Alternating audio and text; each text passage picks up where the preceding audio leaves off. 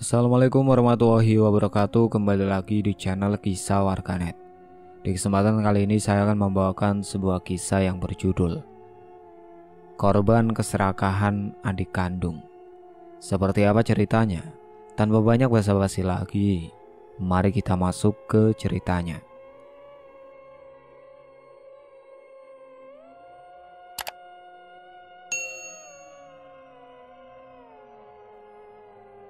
Mana obat untukku, Tik? Tanya Esti yang terbaring lemah di ranjang. Nih, jawab Yanti sambil meletakkan jamu dengan kasar di meja samping ranjang Esti. Oh, cuma jamu? Aku kan minta obat apotik, bukan jamu, ucap Esti dengan suaranya yang terdengar lemah. Adanya cuma itu, tinggal diminum aja kok repot. Saud Yanti lalu keluar dari kamar Esti. Astagfirullahaladzim, sabar ya Allah, batin Esti. Mau tak mau Esti pun mengambil jamu itu lalu meminumnya. Seiring berjalannya waktu, ia sudah tak bersemangat lagi untuk sembuh. Ia sekarang pasrah dengan keadaannya sendiri, apalagi rasa sakit seakan sudah menggerogoti seluruh tubuhnya, yang membuatnya semakin hari semakin lemas. Esti mendengar suara adiknya itu tertawa cekikikan di ruang tamu. Suaranya terdengar sangat bahagia. Esti pun penasaran dengan adiknya. Ia merangkak turun dari ranjang lalu mendekat ke arah pintu untuk mengintipnya. Dengan susah payah Esti turun dari ranjang. Akhirnya ia pun bisa mendekat ke arah pintu juga. Dilihatnya adiknya itu sedang menghitung uang dalam jumlah yang sangat banyak yang ia letakkan di meja. Berlembar-lembar uang berwarna merah tertata rapi di atas meja ruang tamu. Akhirnya aku punya banyak uang. Gak sia-sia aku jual nama Mbak. Tahu gini aku lakuin dari dulu supaya bisa cepat kaya. Ucap Yanti berbahagia sambil melihat ke semua uangnya yang tertata rapi di meja. Badi sambar petir di siang bolong, Esti yang mendengar penuturan dari mulut adiknya, langsung jantungnya berdegup dengan sangat kencang. Rupanya, adiknya dengan tega menjual nama kakak kandungnya sendiri demi mendapatkan uang banyak dengan mudah. Bahkan Esti sendiri pun tak mengetahui sejak kapan adiknya melakukan itu semua. Esti tak kuasa menahan tangis, terlebih asam lambungnya pun kambuh lagi. Ia segera menaiki ranjang untuk beristirahat. Ia pun berusaha untuk tidur supaya bisa melupakan kejadian yang baru saja ia lihat dengan mata kepalanya sendiri.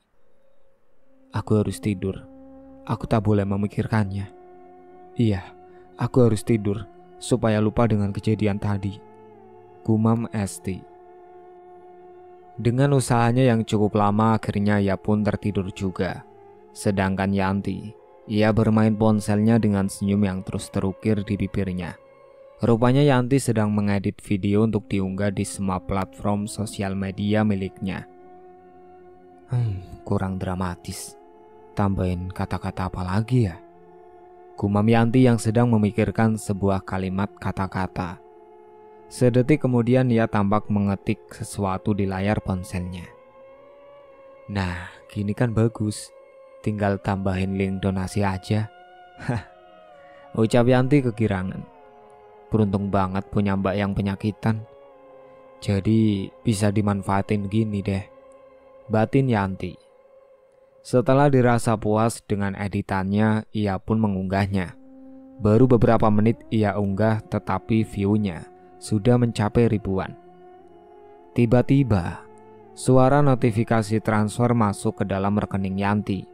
Ia merasa puas dengan semuanya. Ia membaca komenan orang lain di akunnya pun sampai tertawa terbahak-bahak. Karena aslinya tidak separah itu penyakit yang dialami kakaknya. Tetapi, Yanti menambah-nambahkannya sendiri supaya lebih banyak lagi orang yang berempati dengannya.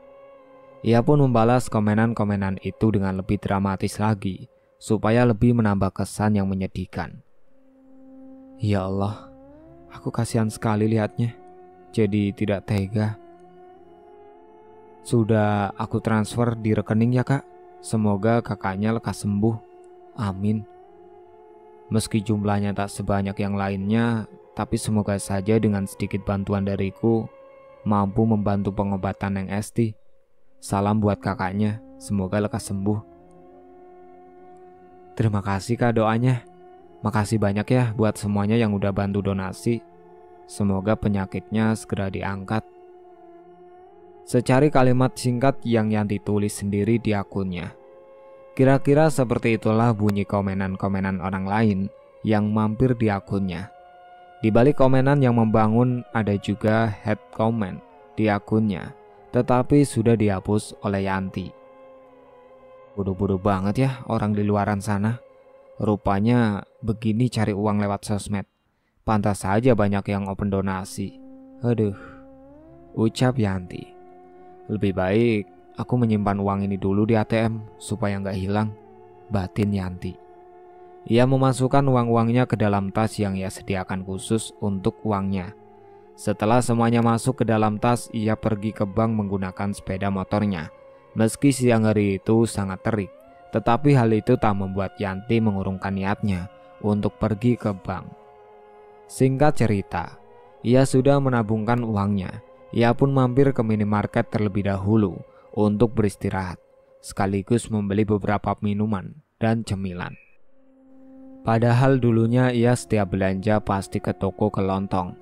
Tetapi semenjak ia mempunyai uang banyak dari hasil open donasi, ia sekarang malah boros dan juga sering mengemburkan uangnya. Setelah puas berbelanja, Yanti pulang ke rumahnya membawa 2 kresek belanjaannya. Tetangga yang melihatnya pun menatapnya dengan sinis, sedangkan Yanti pun mengendarai motornya dengan sombong. Ia memasang raut wajah judes tak ada senyum di bibirnya, bahkan ia hanya melirik tetangganya sekilas. Dapat uang dari mana dia? Bisa belanja banyak begitu? Tanya Dona tetangganya Yanti. Gak tahu, mendadak banget dia punya banyak uang.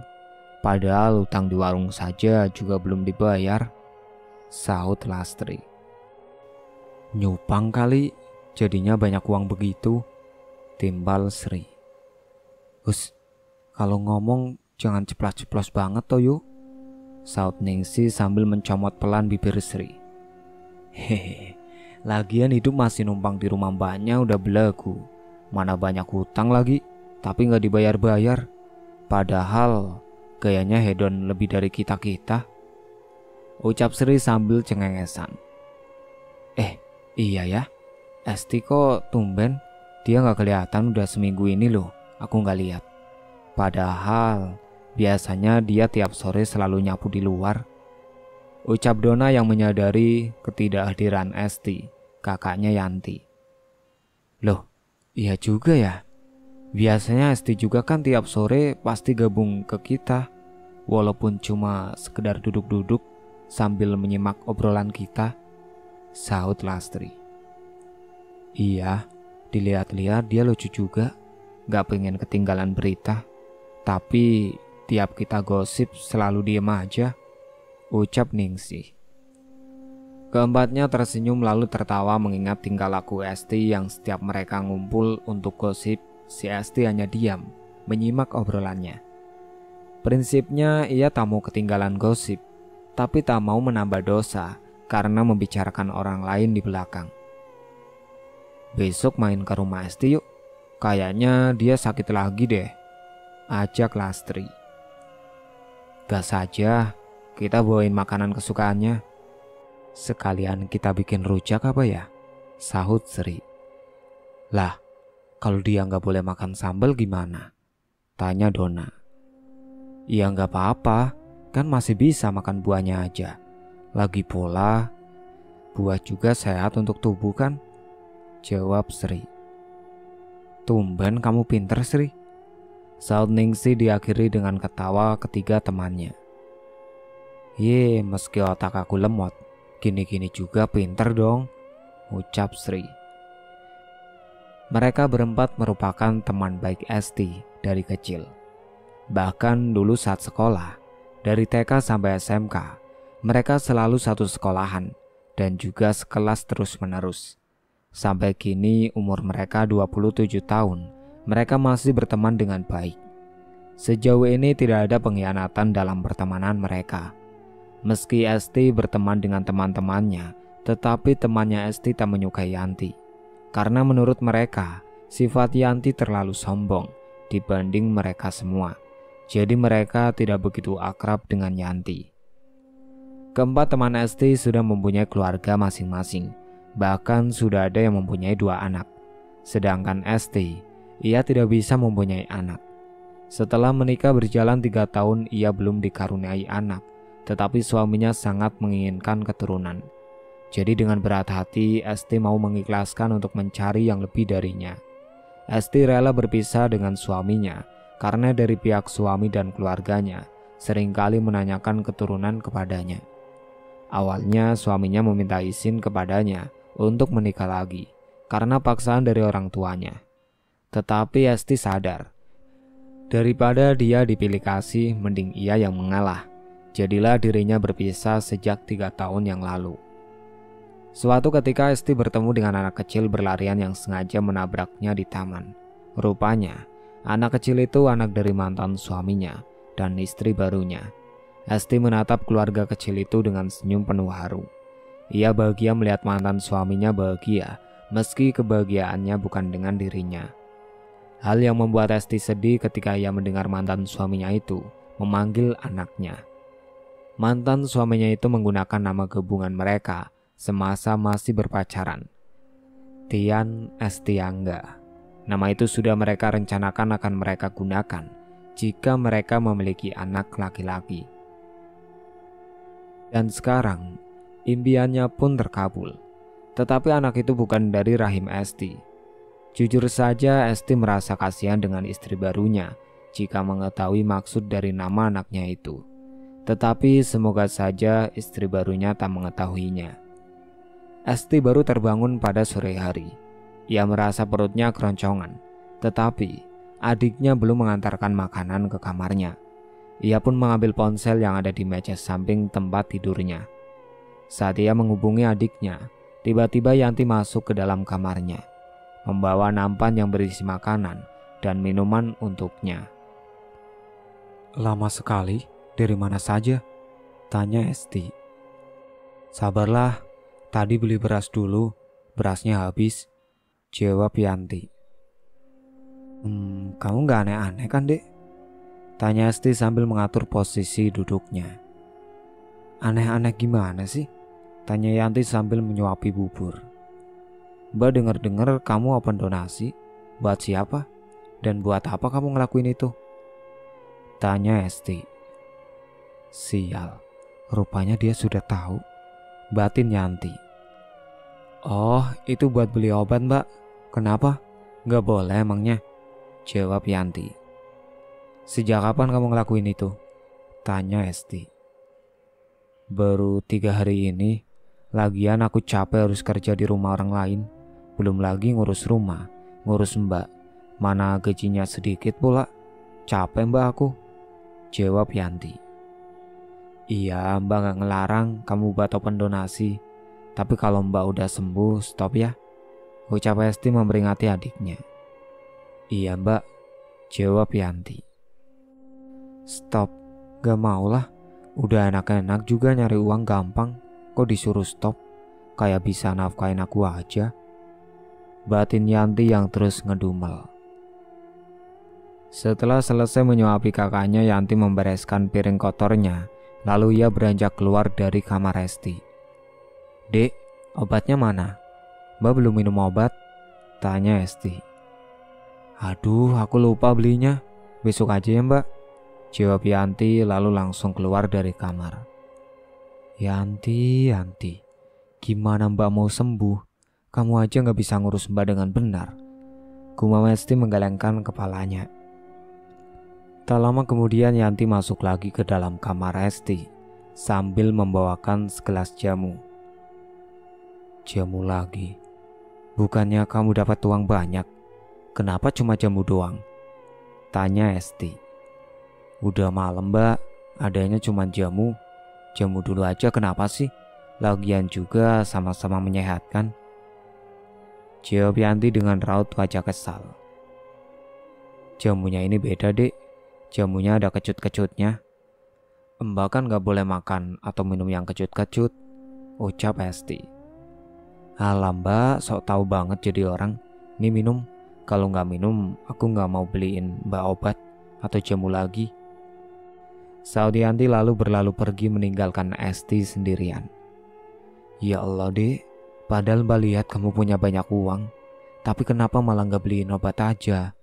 Padahal kalau beli obat gak mungkin sampai seminggu ini Mbak sakit dek, batin Esti. Aku gak yakin habis minum ini gak sakit perut lagi, batin Esti sambil menggenggam segelas jamu itu. Mau tak mau ia pun meminum jamu itu hingga habis. Benar saja, sesuai dugaannya, perutnya pun menjadi sakit lagi seperti ditusuk-tusuk pisau. Esti sendiri pun tak tahu adiknya memberinya jamu apa, karena pasti setelah meminum jamu itu, perutnya langsung sakit, dan ia rasa tak ada perubahan apapun. Keesokan harinya Yanti tetap berangkat kerja seperti biasanya. Karena ia belum resign jadi buruh cuci di kota, yang jaraknya lumayan jauh dari desa. Ayo cepat-cepat masuk, mumpung Yanti udah pergi, ajak Dona. Ternyata mereka berempat sudah berkumpul di rumah Lastri, yang letaknya tak jauh dari rumah Esti. Mereka langsung pergi ke rumah Esti setelah melihat kepergian Yanti. Assalamualaikum, Esti, ucap mereka kompak saat mau masuk rumahnya Esti. Untungnya pintu rumah Esti tidak terkunci, jadi mereka bisa dengan mudah masuk ke dalam rumahnya. Tanpa menunggu dibukakan dulu, mereka langsung menyelonong masuk ke dalam kamar Esti. Esti terkejut karena ia didatangi banyak teman-temannya. Ia tersenyum lebar, teman-temannya sangat mensupport dirinya untuk sembuh. Tetapi ia kembali murung saat teringat kelakuan adiknya yang selalu memberinya jamu bukan obat khusus. Padahal harga obatnya pun tak mencapai ratusan ribu dibanding barang-barang yang adiknya beli. Esti tiba-tiba merasa mual. Temannya pun terkejut. Mereka refleks memijat leher belakang Esti. Aku mau istirahat ya.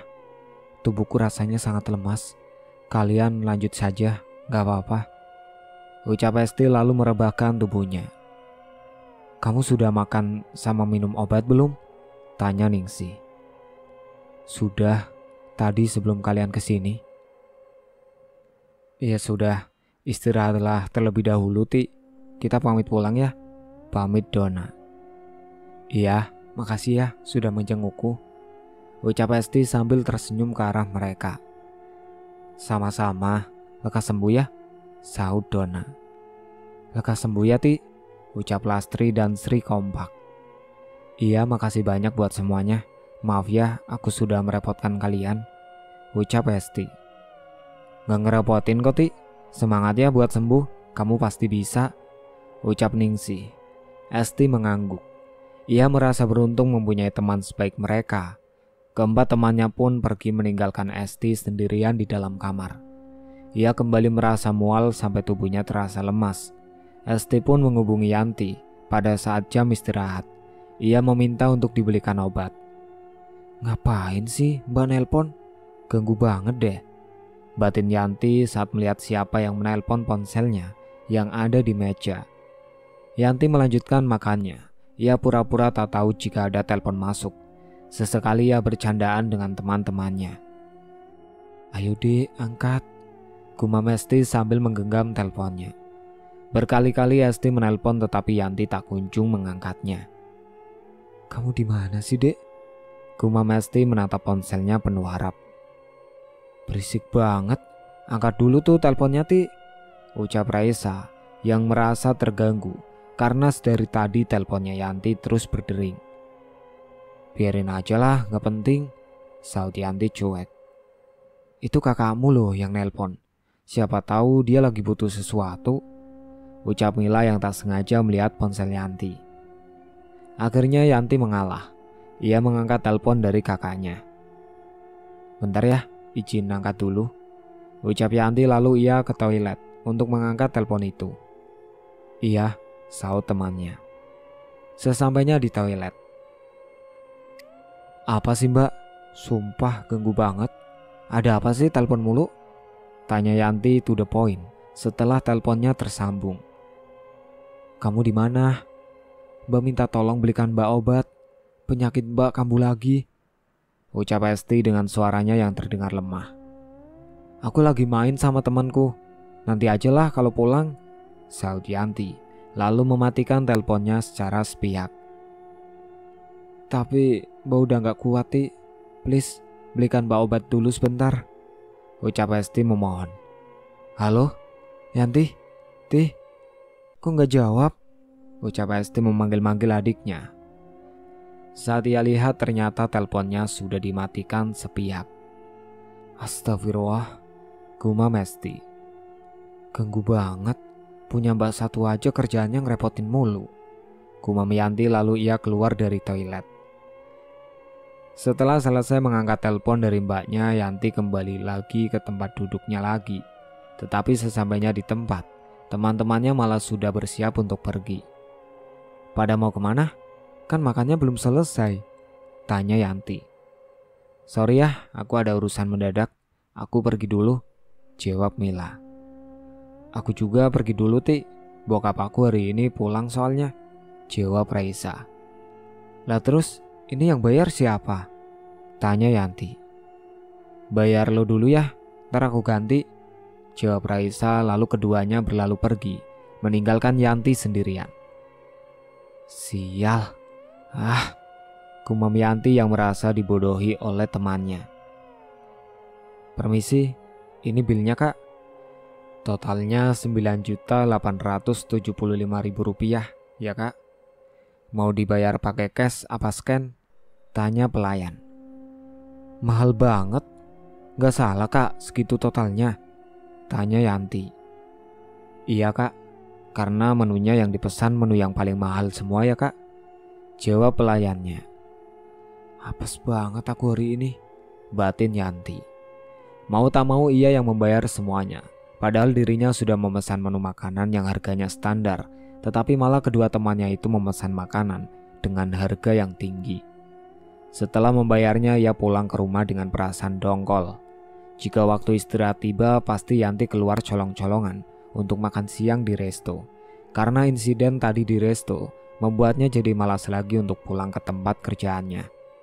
Yanti mengendarai sepeda motornya dengan kecepatan tinggi, sampai beberapa kali dirinya mau menabrak orang lain. Tak lama kemudian ia sampai di rumah. Ia pun sampai lupa untuk membelikan obat. Apa untungnya punya teman kaya, kalau ujungnya aku juga yang bayarin makanannya semua. Mana makanannya mahal-mahal lagi.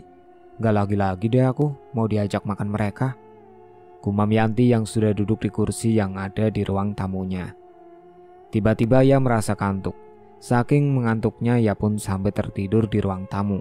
Sedangkan Esti tubuhnya bergetar hebat akibat rasa sakitnya. Lama-kelamaan ia pun mulai muntah darah. Ia memang sudah mempunyai penyakit asam lambung selama 3 tahunan ini. Kalau kambuh pun ia hanya membelikannya obat. Ia sama sekali tak pernah periksa ke dokter maupun ke puskesmas terdekat. Ia tahu nama penyakitnya pun karena temannya bercerita tentang sepupunya menderita penyakit yang ciri-cirinya sama persis seperti yang Esti alami. Jamu yang tadi pagi Yanti buatkan untuknya tersisa setengah. Esti memang sengaja meminumnya setengah karena ia takut jika penyakitnya kambuh lagi. Sedangkan Yanti tidak ada di rumah. Tanpa pikir panjang, Esti meneguknya sampai habis tak tersisa. Ia tersenyum lega karena kali ini ia tidak merasakan sakit perut lagi. Akhirnya Esti pun merebahkan tubuhnya sampai ia tertidur. Tetapi baru tertidur beberapa menit, ia terbangun. Matanya melotot menatap langit-langit rumah. Keringatnya mengucur dengan deras, membasahi dahi. Tangan kanannya memegang dada sebelah kiri yang berdenyut nyeri. Nafasnya semakin lama pun semakin terasa sesak. Ditambah lagi dengan perutnya yang terus merasakan mual dan sakit. Dan pada saat waktu adzan maghrib berkumandang, Esti pun mengembuskan nafas terakhirnya. Hal itu pun Yanti tak mengetahuinya karena dari pukul 1 siang ia masih tertidur dan baru terbangun pada pukul 7 malam. Jam berapa sih ini? Gumam Yanti bertanya pada dirinya sendiri. Lalu ia melihat jam di layar ponselnya. Hah? Udah jam 7? Lama juga ya aku tidur, batin Yanti. Ia meregangkan otot-ototnya yang terasa pegal. Lalu ia pun memasukkan sepeda motornya terlebih dahulu, keburu larut malam. Setelah memasukkan sepeda motornya, ia terheran dengan kakaknya. Karena dari tadi ia tak mendengar jeritan kakaknya yang memanggil dirinya seperti biasanya. Tumben sepi banget. Apa Mbak udah tidur ya? Gumam Yanti lalu ia ke kamar kakaknya. Pantesan gak berisik. Toh ternyata udah tidur pulas. Gumamnya saat melihat kakaknya dari pintu. Mau mandi dulu deh, terus tidur, ucap Yanti lalu ia mengambil handuk yang tergantung di pintu belakang kamarnya. Ia pun mandi sambil bersenandung kecil. Saat ia masih memijat kepalanya, ia mendengar seperti ada seseorang membuat minuman di dapur. Yanti pun menghentikan aktivitasnya sejenak untuk mempertajam pendengarannya. Tetapi saat ia menghentikan aktivitasnya, suara itu pun ikut berhenti. Jika ia lanjut berkemas, suara itu pun ikut lanjut juga. Mbak, panggil Yanti setengah berteriak. Tak ada sautan apapun, tetapi masih ada suara seperti orang sedang mengaduk minuman. Yanti pun bertanya lagi. Mbak lagi bikin jamu ya? Tanya Yanti lagi. Iya, jawabnya. Tak kenapa saat mendengar jawaban itu Yanti merasa merinding. Ia merasa suaranya sangat dekat, seperti ada di belakangnya. Tetapi saat ia menoleh ke belakang tak ada siapapun. Seketika bulu kuduk Yanti meremang. Dengan cepat ia pun menyelesaikan mandinya, lalu ia segera kembali ke kamar. Ia pun menggunakan baju tidurnya, lalu ia lanjut skincarean terlebih dahulu sebelum tidur. Saat ia masih menyisir rambutnya, sekelebat ia melihat bayangan yang lewat dari depan menuju ke dapur. Sontak ia melihat ke arah pintu kamar, lalu ia beranjak dari duduknya untuk mengeceknya. Ia melihat jika pintu kamar kakaknya masih tertutup rapat. Oh, berarti bukan Mbak, gumam Yanti. Ia pun kembali lagi ke depan cermin untuk melanjutkan menyisir rambutnya. Saat ia masih menyisir, bayangan itu lewat lagi. Mbak, ngapain sih bolak-balik kamar mulu? Kurang kerjaan banget deh, ucap Yanti setengah berteriak. Ia pun sebal karena merasa terganggu. Yanti menutup pintu kamarnya terlebih dahulu, lalu ia tidur. Malam itu ia merasa tidurnya sangat tidak nyaman. Entah kenapa hawa yang ada di kamar itu terasa panas, padahal ia sudah menyalakan kipas anginnya. Mana obat untukku? Mana obat untukku? Suara itu terus mengganggu tidur nyenyaknya. Yanti sampai menggeleng-gelengkan kepalanya ke kanan dan kiri, dengan harapan suara itu hilang dari telinganya. Tiba-tiba, brak! Jendela kayu di dalam kamar Yanti tiba-tiba terbuka. Ditambah lagi dengan anginnya yang sangat kencang, sampai gorden yang menutupi jendela itu berkibar-kibar. Yanti terkejut akibat gebrakan jendela tadi. Ia pun terbangun dari tidurnya untuk menutup jendelanya karena merasa dingin. Dengan mata yang masih berat menahan kantuk, Yanti pun berusaha terbangun dari tidurnya. Loh, hujan angin ternyata, gumam Yanti sambil menutup jendela. Setelah menutup jendelanya, ia pun kembali ke ranjang untuk melanjutkan tidurnya. Saat ia sedang tidur, ia bermimpi buruk. Mana obatku? Tanya Esti dengan penampilannya yang lusuh. Besok saja, minumlah jamu itu, jawab Yanti sambil bermain ponselnya. Mana obat untukku, Yanti? Ucap Esti yang terus menagih obatnya kepada Yanti. Dibilang minum jamu dulu ngeyel banget sih. Besok aku beliin, aku capek Mbak, jawab Yanti tanpa menoleh ke arah Esti. Mana obatku, Yanti? Ucap Esti yang berjalan semakin mendekat ke arah Yanti. Yanti merasa kesal karena kakaknya terus saja menagihnya. Ia menoleh ke sumber suara. Sudah kubilang Ucapan Yanti tergantung akibat melihat sosok kakaknya yang pucat pasi, ditambah lagi dengan baju putihnya yang lusuh. Matanya pun melotot tajam ke arahnya. Tanpa berkata-kata lagi, Yanti berlari terbirit-birit. Ia berlari dengan kencang sampai ia kelelahan. Setelah ia rasa cukup jauh berlari, ia berhenti untuk beristirahat terlebih dahulu. Yanti berusaha menetralkan pernafasannya. Ia menyenderkan tubuhnya di salah satu pohon besar. Saat ia menghadap ke atas, ia melihat sosok kakaknya yang tersenyum mengerikan ke arahnya. Seketika, Yanti berteriak ketakutan. Yanti bernafas dengan cepat. Ia terbangun dari tidurnya, lalu langsung duduk untuk menetralkan pernafasannya. Ternyata hanya mimpi. Tapi mengapa terasa seperti nyata ya? Batin Yanti. Yanti tak ambil pusing. Ia segera turun dari ranjangnya lalu membersihkan diri terlebih dahulu. Ia berencana untuk membeli sarapan sekaligus membeli obat untuk kakaknya. Setelah rapi, ia keluar rumah. Tak butuh waktu lama, Yanti pun kembali dengan barang belanjaannya. Ia pun memakan sarapannya sebelum mengantarkan sarapan milik kakaknya ke kamarnya. Setelah ia selesai makan, ia pun menyiapkan makanan untuk kakaknya. "Mbak, bangun. Ayo makan dulu," ucap Yanti. Sampai di sini dulu ceritanya. Nantikan cerita kelanjutannya di part berikutnya. Sekian dari saya. Wassalamualaikum warahmatullahi wabarakatuh.